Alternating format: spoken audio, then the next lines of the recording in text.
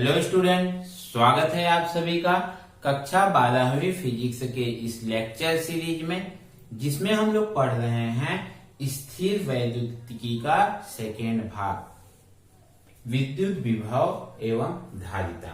और इस अध्याय के पहले भाग को हम लोगों ने पिछले वीडियो में खत्म कर लिया है, मतलब विभव तक के भाग को खत्म कर लिया है। अब इस अध्याय के दूसरे भाग में हम लोग आ रहे हैं क्या, धारिता, इसके बाद संधारित्र। जी हाँ स्टूडेंट, संधारित्र मतलब कैपेसिटर।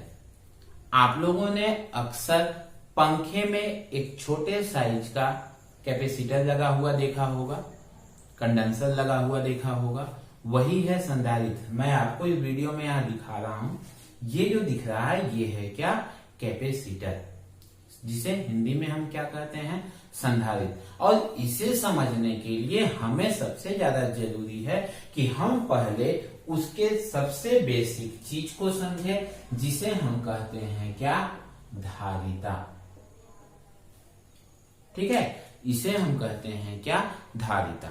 धारिता मतलब धारण करना, धारिता मतलब धारण करने की क्षमता। ठीक है, धारिता मतलब क्या होता है, जैसे हम लोगों ने छोटे क्लासों में, जैसे 10वीं के क्लास में गणित में बाल्टी की धारिता ज्ञात करना, जैसे हमारे पास कोई पात्र है, कोई घड़ा है, ठीक है, उस घड़े में हम क्या कर रहे हैं, एक मग्गे से पानी डाल रहे हैं। ठीक है, एक जग द्वारा क्या कर रहे हैं, उसमें पानी डाले जा रहे हैं। उस जग से जब हम पानी डाल रहे हैं तो एक घड़ा कितने जग पानी को ले रहा है। सपोज करिए कि 20 जग जब हम पानी डाल रहे हैं घड़े में, तो घड़ा क्या हो रहा है, भर जा रहा है। हम क्या बोलेंगे फिर कि घड़े की धारिता कितनी है, 20 जग पानी। अगर हम बाल्टी से पानी को डालें तो हो सकता है एक बाल्टी में घड़ा भर जाए, तो फिर क्या कहलाएगी घड़े की धारिता, क्या कहलाएगी, एक बाल्टी पानी।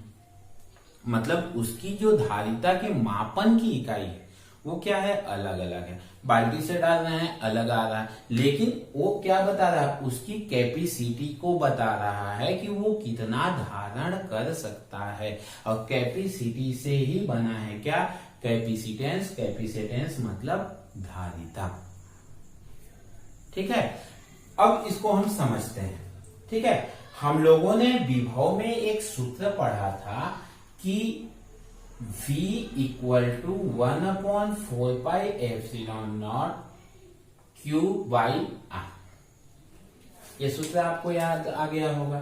ये Q को यदि हम यहाँ पे बड़े Q के रूप में लिखें, ठीक है, तो ये क्या है, स्थायी है। स्थायी है मतलब नियतांक है, इसका मान नियत है। ठीक है, मतलब V अनुक्रमानुपाती हो रहा है कि इसके, Q के, और V व्युत्क्रमानुपाती हो रहा है किसके, R के। ठीक है, हम इसके पहले वाले पॉइंट पे चर्चा करते हैं और पहले वाले पॉइंट को समझते हैं। पहले वाला पॉइंट क्या कहता है, पहला वाला पॉइंट ये कहता है कि चालक का जो विभव है, उस बिंदु का जो विभव है, वो उसके आवेश पर निर्भर कर रहा है। जैसे जैसे हम आवेश की मात्रा को बढ़ाएंगे, वैसे वैसे उसका विभव भी क्या होगा, बढ़ेगा। मतलब क्या हुआ कि किसी चालक को हम जितना ज्यादा आवेश देते हैं, उसका विभव भी उसी के अनुसार क्या हो रहा है, बढ़ रहा है। ठीक है, कहने का मतलब हम ये कह सकते हैं कि किसी चालक को हम जैसे जैसे आवेश दे रहे हैं, वैसे वैसे उसका विभव बढ़ रहा है। इसको थोड़ा सा उल्टा बोलें कि किसी चालक का हम विभव जैसे जैसे बढ़ा रहे हैं, तो विभव बढ़ रहा है, मतलब उसको आवेश देने की मात्रा भी बढ़ते जा रही है। ठीक है, अब हम उसको कितना आवेश देते हैं तो उसके विभव में कितना वृद्धि होता है, इसको जानने के लिए इसको हम थोड़ा सा दूसरे तरीके से लिखते हैं कि चालक को दिया गया आवेश, ठीक है, चालक को दिया गया आवेश उसके विभव में वृद्धि के अनुक्रमानुपाती होता है। ठीक है, चालक को जितना एक विलगित निकाय को, विलगित निकाय किसको कहते हैं? विलगित निकाय उस निकाय को कहते हैं जिसके ऊपर बाहर का कोई भी प्रभाव नहीं पड़ता है। विलगित निकाय मतलब आइसोलेट निकाय, आइसोलेट सिस्टम। आइसोलेट का नाम आज तो आप लोगों ने बहुत ज्यादा सुन लिया होगा, आइसोलेशन करना, क्वारंटाइन करना। ठीक है, आइसोलेशन मतलब क्या हो रहा है? आइसोलेशन हमको घर में किया जा रहा है, तो मतलब बाहर के लोगों का प्रभाव हमारे घर पे या हमारा प्रभाव बाहर के लोगों पर न पड़े, यही तो है आइसोलेशन, यही तो है विलगित निकाय। क्या? विलगित निकाय।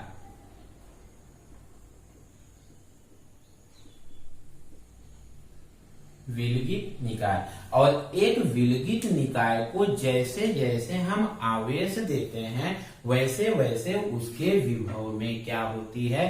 वृद्धि होती है।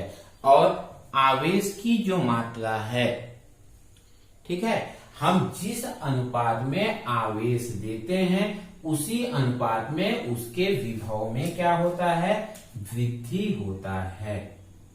ठीक है, हम जिस अनुपात में चालक को, विलगित निकाय को आवेश देते हैं उसी अनुपात में उसके विभव में क्या होता है? वृद्धि होता है। और जब अनुक्रमानुपाती चिन्ह को हटाते हैं तो Q बराबर होता है C इंटू V, और ये C जो है वो क्या है? एक नियतांक है। ठीक है, और इस नियतांक को बोलते हैं हम उस चालक की धारिता। ठीक है, इस चीज को मैं यहां पर लिख देता हूं कि किसी विलगित निकाय होती है। ठीक है, मतलब यदि हम किसी चालक को, किसी विलगित निकाय को या विलगित चालक, यदि मैं निकाय की जगह पे चालक शब्द लिख दूं तो ज्यादा अच्छा होगा कि किसी विलगित चालक को आवेश दिया जाता है, आवेश दिया जाता है, तो जिस अनुपात में आवेश दिया जाएगा उसी अनुपात में उसके विभव में क्या होती है? वृद्धि होती है। मतलब Q अनुक्रमानुपाती क्या हो गया? V हो गया। ठीक है, अब मैं इसको मिटा देता हूं। अब ये C क्या है? नियतांक है, और ये C नियतांक ही कहलाता है क्या? उस चालक की धारिता। यदि इसका तिर्यक गुणा कर दो तो C बराबर क्या हो जाएगा? Q बटे V। ठीक है, अब इस C को परिभाषित करने के लिए मैं V को अगर 1 वोल्ट ले लूं तो C बराबर क्या हो जाएगा? Q हो जाएगा। ठीक है, और फिर यहां से इसकी परिभाषा बनेगी। क्या परिभाषा बनेगी?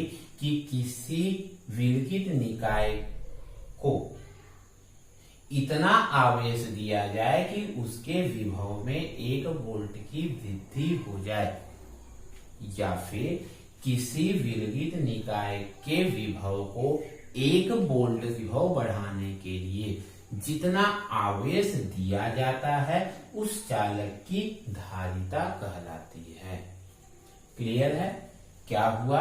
1 वोल्ट बढ़ाने के, 1 वोल्ट मतलब एकांक विभव भी कर सकते हैं, तो हम ये कह सकते हैं कि किसी चालक की धारिता का आंकिक मान उस आवेश के बराबर होता है जो उसके विभव में एकांक वोल्ट की वृद्धि कर दे। ठीक है, मैं इस परिभाषा को यहां पर लिख देता हूं कि किसी चालक की धारिता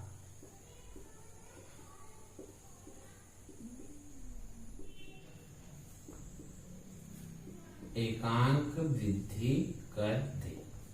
ठीक है, किसी चालक की धारिता का आंकिक मान उस आवेश की मात्रा के बराबर होता है जो उसके विभव में 1 वोल्ट मतलब एकांक वृद्धि कर देता है। अर्थात किसी चालक की धारिता जो होती है उसके आवेश को ग्रहण करने की क्षमता का क्या है? एक माप है। ठीक है, कि वह चालक कितना आवेश ग्रहण कर सकता है। यदि 1 वोल्ट की वृद्धि के लिए यदि वो बहुत ज्यादा आवेश लेता है, मतलब उसकी धारिता भी क्या होगी, बहुत ज्यादा होगी। और 1 वोल्ट की वृद्धि करने के लिए यदि बहुत कम आवेश लेता है, सूक्ष्म आवेश लेता है, मतलब उसकी धारिता भी क्या होगी, कम होगी। क्लियर है? फिर से समझिए, ये बहुत ही बेसिक है हमको संधारित्र को समझने के लिए। यदि हम इसको समझने में कहीं भी मिस करेंगे ना, तो ये समझिएगा कि संधारित्र हमारे लिए मुसीबत बन जाएगा। इसलिए इसके कॉन्सेप्ट को अच्छे से समझिएगा। मैंने वीडियो के प्रारंभ में ही ये बताया है कि मैं आपको फिजिक्स के कॉन्सेप्ट को समझाऊंगा, और जब कॉन्सेप्ट समझेंगे तो सब कुछ बनेगा। ठीक है? क्या है धारिता? धारिता किसी चालक के आवेश ग्रहण करने की क्षमता का क्या है, माप है। यदि 1 वोल्ट विभव बढ़ाने के लिए ज्यादा आवेश लेता है, ज्यादा आवेश ग्रहण करता है, उसकी धारिता उतनी ज्यादा होगी। यदि 1 वोल्ट विभव बढ़ाने के लिए कम आवेश लेता है, तो उसकी धारिता कम होगी। ठीक है? मतलब हम ये लिख सकते हैं यहाँ पर कि अर्थात धारिता किसी चालक की आवेश ग्रहण करने की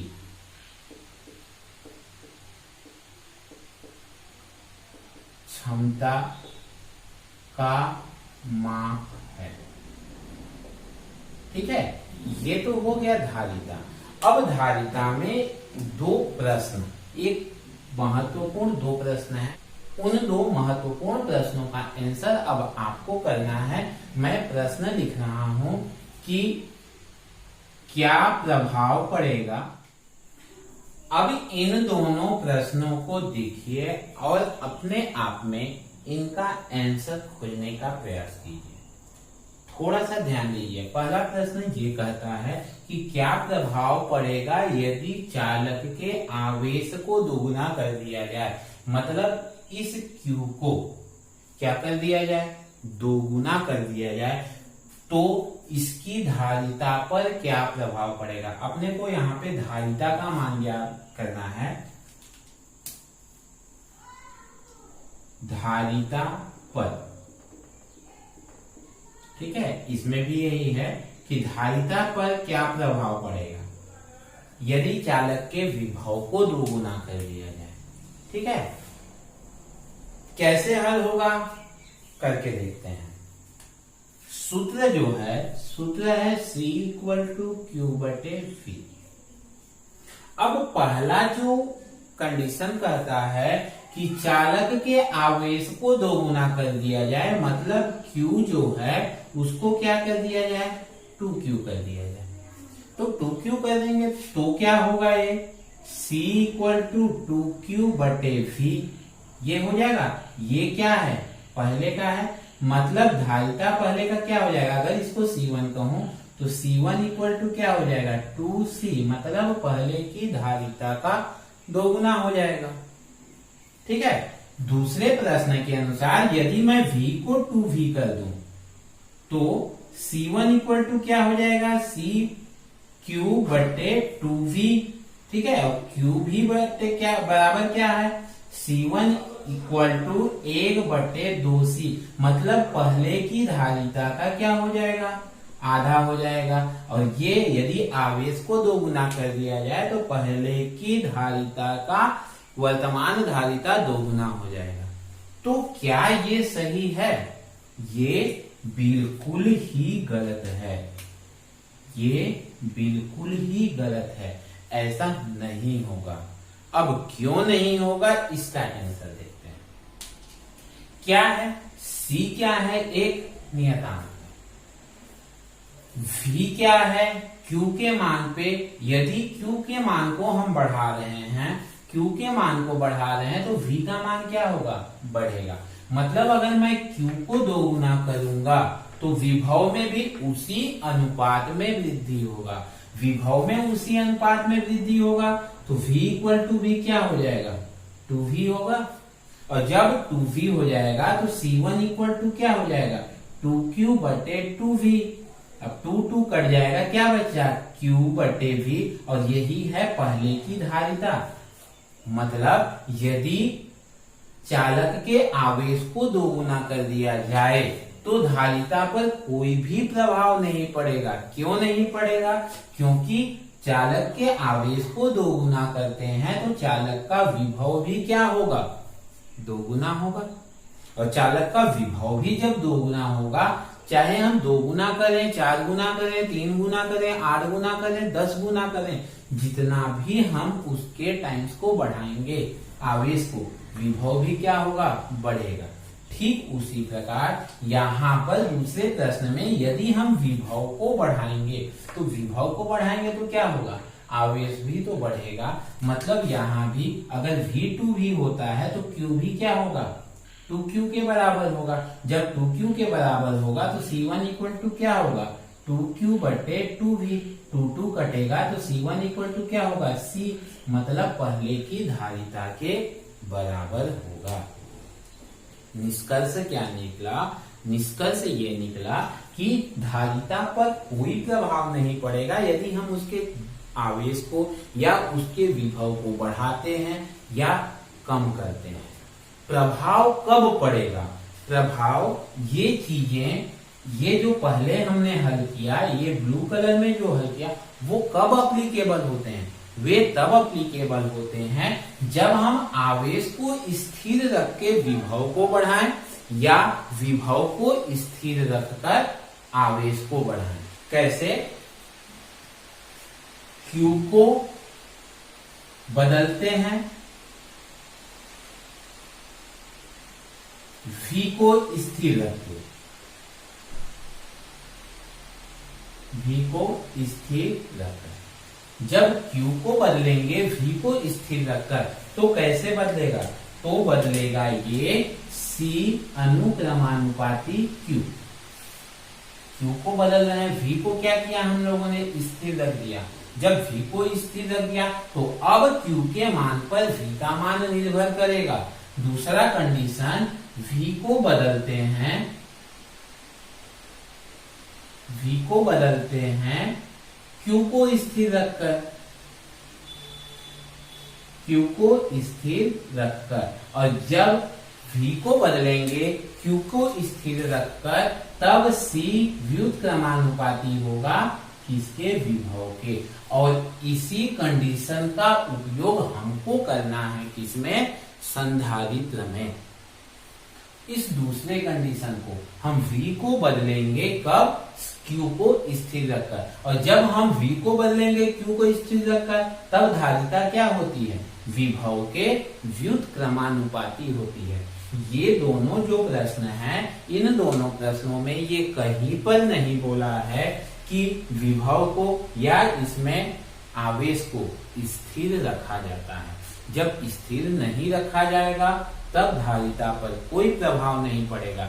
लेकिन यदि हम एक को बदलेंगे दूसरे को स्थिर रखकर तब धारिता पर प्रभाव जरूर पड़ता है। और वो प्रभाव कैसे पड़ता है, हम V को स्थिर रखेंगे तो धारिता आवेश के अनुक्रमानुपाती होता है, और जब हम आवेश को स्थिर रखेंगे तो धारिता विभव के व्युत्क्रमानुपाती होता है। क्लियर हो गया। अब हम देखते हैं इस धारिता के मात्रक को। ठीक है, धारिता C का मात्रक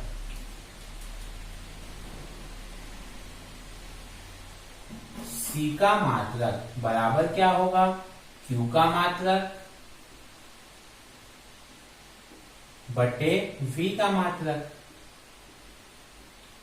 ठीक है, और Q का मात्रक क्या होता है, आवेश का मात्रक कूलाम होता है। ठीक है, और V मतलब विभव का मात्रक क्या होता है, वोल्ट होता है। मतलब धारिता का जो मात्रक होगा वो क्या होगा, धारिता का मात्रक कूलाम प्रति वोल्ट होता है और इस कूलाम प्रति वोल्ट को मिलाकर के बोलते हैं हम क्या, फैरड। ठीक है, इस कूलाम बटे वोल्ट को बोलते हैं क्या, फैरड। मतलब एक फैरड बराबर क्या होगा, एक फैरड बराबर एक कूलाम बटे एक वोल्ट। ठीक है, एक फैरड बराबर क्या होता है, एक कूलाम बटे एक वोल्ट और फैरड होता है धारिता का मात्रक। ठीक है, आई होप आप धारिता के कॉन्सेप्ट से अब क्लियर हो चुके होंगे। ठीक है, दोबारा रिमाइंड करके जरूर पढ़िएगा। आज के लिए बस इतना ही। अगले वीडियो में हम धारिता से संबंधित महत्वपूर्ण टॉपिक पर आएंगे, संधारित्र का सिद्धांत। और संधारित्र के सिद्धांत से ही धारिता की क्या होती है, शुरुआत होती है। ये थी धारिता का कॉन्सेप्ट। आज का वीडियो आपको कैसा लगा कमेंट्स बॉक्स में कमेंट्स करके जरूर बताइएगा। वीडियो पसंद आया होगा तो लाइक कीजिए, चैनल को सब्सक्राइब कीजिए और अपने दोस्तों में शेयर कीजिए। आज के लिए बस इतना ही। Thank you for watching.